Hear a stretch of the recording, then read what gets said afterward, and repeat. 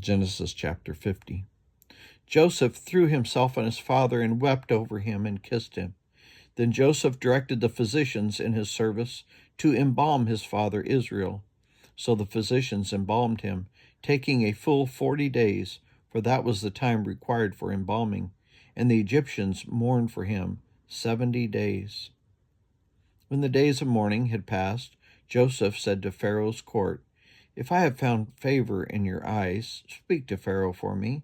Tell him, my father made me swear an oath and said, 'I am about to die. Bury me in the tomb I dug for myself in the land of Canaan.'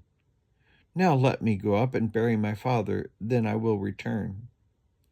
Pharaoh said, "Go up and bury your father, as he has made you swear to do." So Joseph went up to bury his father. All Pharaoh's officials accompanied him, the dignities of his court and all the dignitaries of Egypt, besides all the members of Joseph's household and his brothers and those belonging to his father's household. Only their children and their flocks and herds were left in Goshen.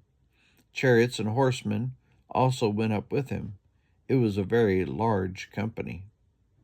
When they reached the threshing floor of Atad, near the Jordan, they lamented loudly and bitterly, and there Joseph observed a 7-day period of mourning for his father.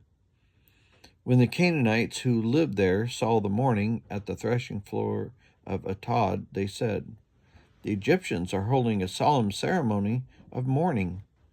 That is why the place near Jordan is called Abel Mizraim. So Jacob's sons did as he had commanded him. They carried him to the land of Canaan and buried him in the cave in the field of Machpelah near Mamre, which Abraham had bought along with the field as a burial place from Ephron the Hittite. After burying his father, Joseph returned to Egypt together with his brothers and all the others who had gone with him to bury his father. When Joseph's brothers saw that their father was dead, they said, "What if Joseph holds a grudge against us and pays us back for all the wrongs we did to him?" So they sent word to Joseph, saying, "Your father left these instructions before he died. This is what you are to say to Joseph. I ask you to forgive your brothers the sins and the wrongs they committed in treating you so badly. Now please forgive the sins of the servants of the God of your father." When their message came to him, Joseph wept.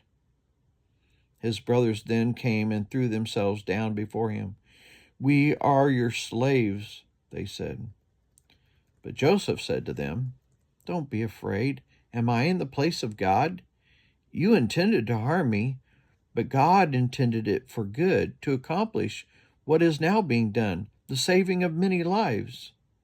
So then, don't be afraid. I will provide for you and your children."